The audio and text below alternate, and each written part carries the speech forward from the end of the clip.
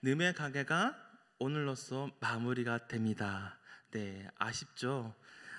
느헤미야서는 참 대단한 모습으로 이제 끝나기는커녕 다소 좀 아쉽게 마무리가 되죠.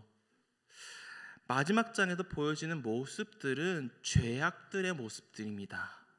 처음에 맨 1장에 다룬 모습들과 전혀 다르지가 않다는 거죠. 그들을 뿌리 뽑기 위해 최선을 다했음에도 불구하고 여전히 아직 남아 있었습니다. 당시 그 상황은 느헤미야가 총독으로서 두 번째 임기를 맡은 시기임을 알 수 있습니다. 왜냐하면 느헤미야가 페르시아에 다녀왔기 때문이죠. 문제는 그 사이에 문제가 발생하게 되었습니다. 대제사장인 엘리야십이 산발락과 내통하여 그 죄를 저지르고 만 것입니다. 느헤미야가 이렇게 될 줄 상상조차 못했을 거예요. 그래서 이 죄악 덩어리로 인해서 성전은 무너졌었고 또 안식일 또한 제대로 지켜지지 않았습니다. 그 속에서 느헤미야가 다시 돌아가게 되었죠. 지난 강의를 통해 안식일이 제대로 지켜지지 않아 공동체가 무너져 있음을 보게 되었습니다. 그것은 성전에 일하던 사람들에게 몫을 주지 않았기 때문이고, 그래서 그들이 도망쳤기 때문입니다. 그때 돌아온 느헤미야가 그들과 싸우며 그것을 다시 세우고 안식일을 지켜내었죠. 하지만 문제가 하나 더 있었습니다. 한 가지가 더 문제가 남아 있었죠. 이번에 이 문제를 느헤미야가 또 어떻게 해결해 나갈까요? 그것을 보면서 하나님의 진심과 이 느헤미야에 담긴 그 메시지를 발견하기를 소망합니다. 이스라엘에 어떤 문제가 발생했습니까? 그들은 이방인과 결혼을 하게 됩니다. 23절 보니까 그때 내가 또 본즉 유다 사람이 아스돗과 암몬과 모압 여인을 맞아 아내로 삼았는데, 일부 유대인들이 이방 여인들과 결혼하는 문제가 발생하게 되었습니다. 아스돗 사람과 암몬 사람들, 모압 사람들이죠. 그리고 이 문제로 파생되는 문제가 있었습니다. 무엇일까요? 이것으로 인하여 이스라엘의 뿌리가 흔들립니다. 이스라엘의 뿌리인 유다 언어를 하지 못하게 된 겁니다. 24절에 그들의 자녀가 아스돗 방언을 절반쯤은 하여도 유다 방언은 못하니 그 하는 말이 각 족속의 방언이므로. 다른 언어는 했는데 자기 민족의 언어인 유다 언어는 까맣게 잊어버린 겁니다. 못한다고 되어 있습니다. 느헤미야는 그와 같은 결혼에 대해서 충격을 받을 뿐만 아니라 더 충격적이었던 것은 바로 그 사람들이 유다의 언어였던 히브리어, 이것을 대하는 것조차 못했다는 그것이 더 느헤미야에서는 충격이었을 겁니다. 어떤 나라든 언어는 그 나라의 문화이자 그 나라의 또 정체성이죠. 일제강점기 때 이들이 우리나라를 말살하기 위해 했던 정책 중에 하나가 언어 말살 정책이었습니다. 왜입니까? 그 나라의 문화와 그 나라의 그 역사와 그 나라의 모든 것을 흔적을 없애기 위해서는 언어를 없애는 게 가장 우선이었기 때문입니다. 그 언어가 그 나라에 정말 중요합니다. 지금도 우리의 문화가 그때 일제강점기의 피해를 받아 지금도 여전히 그 문화와 언어들이 완전히 복구가 안 된 상태인 거죠. 이처럼 그 유대 민족의 그 언어인 히브리어는 이스라엘에서 더 중요한 역할을 했습니다. 이렇게 이방인과 결혼을 금지한 것이 단순히 민족주의 입장이거나 이방인을 거기 위해서가 아니라, 이것은 이방 결혼을 통해서 자녀들이 이방 풍속에 젖어서 결국 유다 방언, 이 방언 이제 언어를 말하는데 유다 언어도 못했을 뿐만 아니라 언약의 백성으로서 그 본분을 지키지 못했기 때문이죠. 나아가서 이스라엘 자손의 종교적 순교를 흐리게 했기 때문입니다. 그들 속에 있는 우상, 그게 문제였습니다. 왜냐하면 이 공동체의 근간이라 할 수 있는 것은요, 바로 율법, 토라, 이 성경에 있었기 때문입니다. 성경의 핵심이죠. 성경을 읽을 수가 없게 되었습니다. 이방인과의 결혼은 단순히 결혼만이 문제가 아니라 파생되는 문제가 이렇게 더 심각했던 거죠. 오늘은 모르니 이스라엘 뿌리가 흔들리게 되었습니다. 성경을 볼 수 없다는 것은 하나님을 알지 못하게 되었다는 거죠. 또 죄악 속에서 살아갈 수밖에 없게 되었다는 거죠. 그럼 이 문제를 느헤미야가 어떻게 해결해 나갑니까? 우선 느헤미야는 그들을 책망하고 저주하며 심지어 때리기까지 했습니다. 이 말은 즉 단호하게 그들을 공동체에서부터 멀리 떠나 보냈다는 사실입니다. 25절에 내가 그들을 책망하고 저주하며 그들 중 몇 사람을 때리고 그들의 머리털을 뽑고, 느헤미야는 이방 사람들과 결혼한 유다 사람들에게 매우 강력하게 대응하죠. 그 죄악들을 완전히 소멸하기 위해서 이렇게 분주하게 싸우고 저주하며 때리고 뽑고 이렇게까지 하였습니다. 그리고 이 율법을 어긴 대표적인 인물로 또 솔로몬의 역사를 그들에게 말합니다. 교훈 삼아 말합니다. 이스라엘은 과거에 이 문제로 분열까지 간 나라이죠. 그래서 느헤미야 이 역사를 그들에게 말해줍니다. 26절에 또 이르기를 옛적에 이스라엘과 솔로몬이 이 일로 범죄하지 아니하였느냐, 또 하나님의 사랑을 입은 자라, 또 이방 여인의 그를 범죄하게 하였나니, 이 일로 이 이스라엘은 그 이후에 분열이 되죠. 열국의 수많은 왕 중에서 특별히 하나님으로부터 많은 사랑을 받았던 이스라엘 왕이 바로 솔로몬이었습니다. 솔로몬은 하나님께서 이스라엘 왕으로 세워 당대 강국이 되었죠.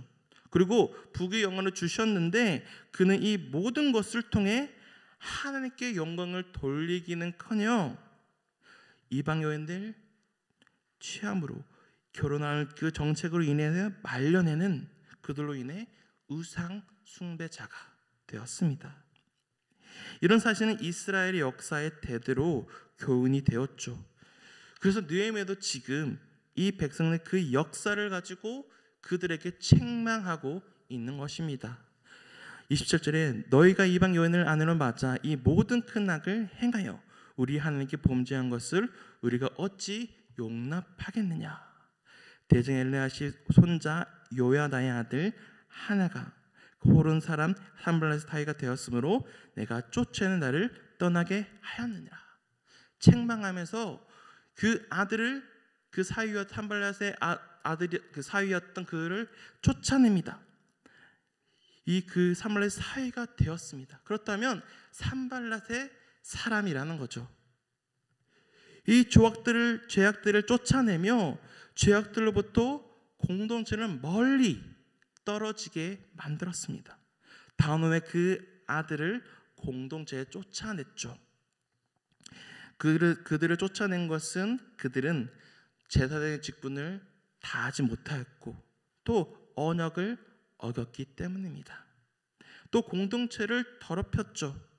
이방인과의 결혼은 성전 예배의 중심 인물인 대제사장의 직분과 레위 사람에 대한 언약을 어기는 행위였던 겁니다.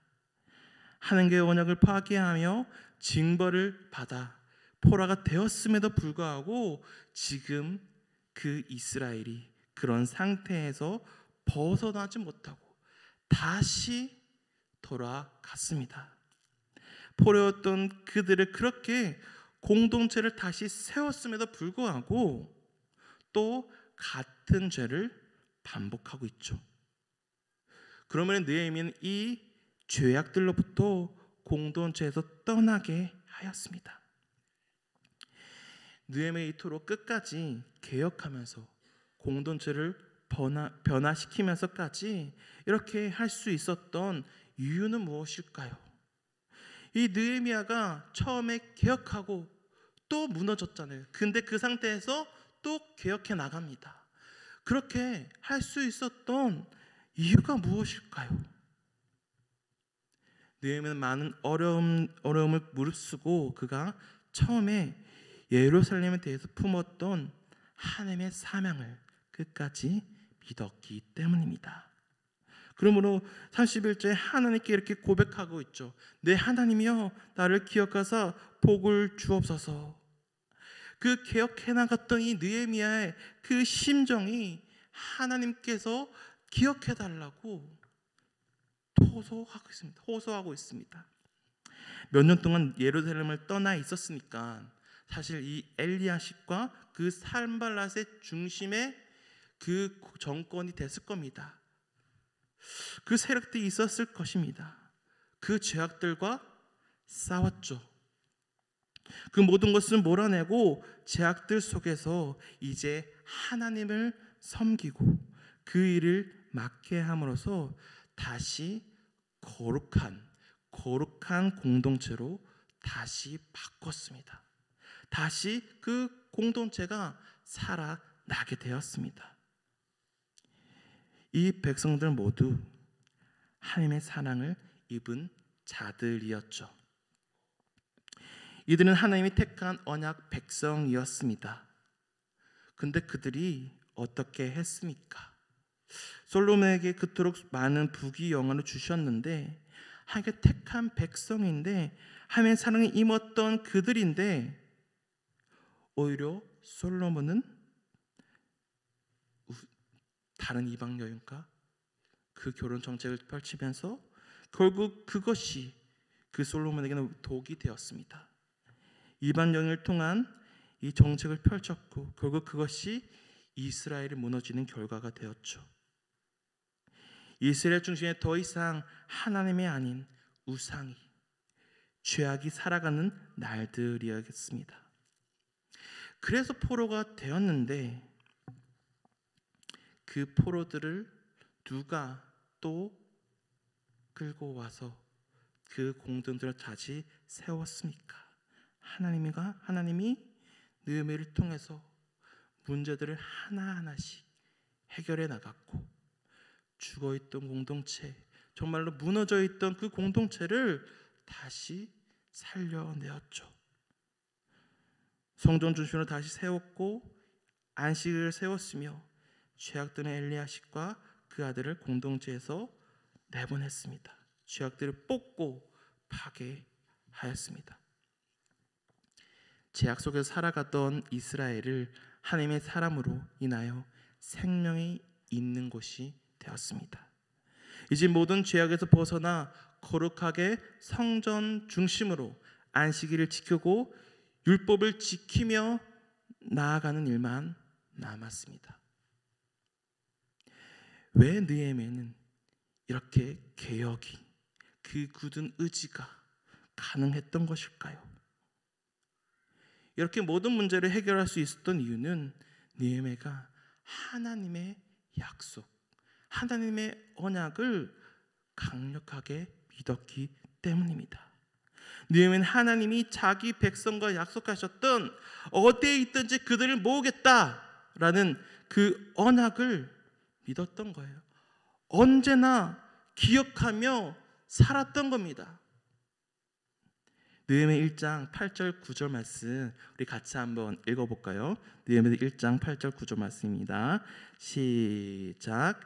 옛적에 주께서 주의 종 모세에게 명령하여 이르시되 만일 너희가 범죄하면 내가 너희를 여러 나라 가운데 흩을 것이요 만일 내게로 돌아와 내 계명을 지켜 행하면 너희 쫓긴 자가 하늘 끝에 있을지라도 내가 거기서부터 그들을 모아 내 이름을 두르고 택한 곳에 돌아오게 하리라 하신 말씀을 이제 청하건대 기억하옵소서.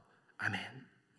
느헤미야는 귀국해서 온갖 어려움과 살해 위협까지 받으면서 이겨내며 존립마저 위태로운 이 유대 사회를 개혁하고 성벽까지 완공하였던 공동체가 자신이 다 갔다 오자 떠나 있을 때 또 철저하게 망가져 있지 않았습니까? 그 공동체를 또 재건했습니다. 하나님은요, 자신이 사랑하는 백성을 절대 잊지 않으십니다. 하나님이 언약을 기억하사 이 백성을 위로하시려고 그 이 느헤미야를 보내셨고요, 그들을 돌아오게 돌이키게 은혜를 주셨다는 사실입니다. 이것이 바로 거부할 수 없는 하나님의 절대적인 은혜입니다. 그런데요, 느헤미야가 아무리 개혁해도 하나님의 사랑을 입은 자들이 앞으로 어떻게 살아갈까요? 그렇게 개혁을 했음에도 불구하고 어떻게 살아갈까요? 마지막 장이 아쉬움으로 끝나잖아요. 제대로 살아갔을까요? 죄악 속에서 아무리 느헤미야가 그 죄악을 뽑고 싸우고 파괴해도 그것이 완전히 소멸되지 않습니다. 또 그들은 앞으로도 하나님 앞에서 범죄할 거예요. 그래서 우리는 깨달을 수 있습니다. 그것을 해결하기에는 사람으로는 불가능하구나. 죄악덩이였던 백성들, 그 백성들이 결국 메시아를 알아보지 못하여 그 아들을 십자가에 박았죠. 그렇게 했죠. 그러나 그 죽음이 하나님의 사랑하는 자들을 살리셨습니다. 그렇습니다. 그 죄악을 해결할 수 있는 길은 오직 한 가지밖에 없습니다. 성자 하나님, 창세 전에 함께 있었던 하나님, 구약 시대에서도 느헤미야가 그 개혁을 할 때에도 함께 있었던 그분이 이 땅에 오셔서 십자가에 죽으시고 부활하신 것 밖에 그 길을 해결할 길이 없습니다. 인간은 도저히 해결할 수가 없습니다. 그 대속의 죽음으로 가셨던 그 아들 예수님을 통해서만이 그 문제를, 그 완전한 죄악을 해결할 수 있습니다. 그럼 누가 하나님의 사랑을 입은 사람들입니까? 언약 백성이잖아요. 그 언약을 기억하는 자들입니다. 그 사람은 바로 이 생명을 얻고 예수 그리스도가 구주로 믿는 자들입니다. 지금 하나님의 은혜로 이 자리에 있는 여러분들입니다. 그래서 하나님의 사랑을 입은 자들은 오직 이 언약을 기억하는 자들입니다. 만일 내게로 돌아와 내 계명을 지켜 행하면 너희 쫓긴 자가 하늘 끝에 있을지라도 내가 거기서부터 그들을 모아 내 이름을 두르고 택한 곳에 돌아오게 하리라. 오직 예수 그리스도를 기억하여 그를 주인으로 섬기는 자들, 믿는 자들은 어디에 있을지라도, 사막에 있을지라도, 불구덩이에 있을지라도 하나님은 반드시 그를 돌이켜 돌아오게 하십니다. 돌아온 자들은 곧 영원한 생명을 얻는 자들이며 지금 이 현장에 있는 모두입니다. 포로에 있더라도 하나님은 느헤미야를 통해 위로하시지 않습니까? 그들이 범죄해도 또 다시 일으키시지 않습니까? 자기 백성들은 끝까지 죄악 가운데 있을지라도 하나님은 끝까지 붙드시는 분이십니다.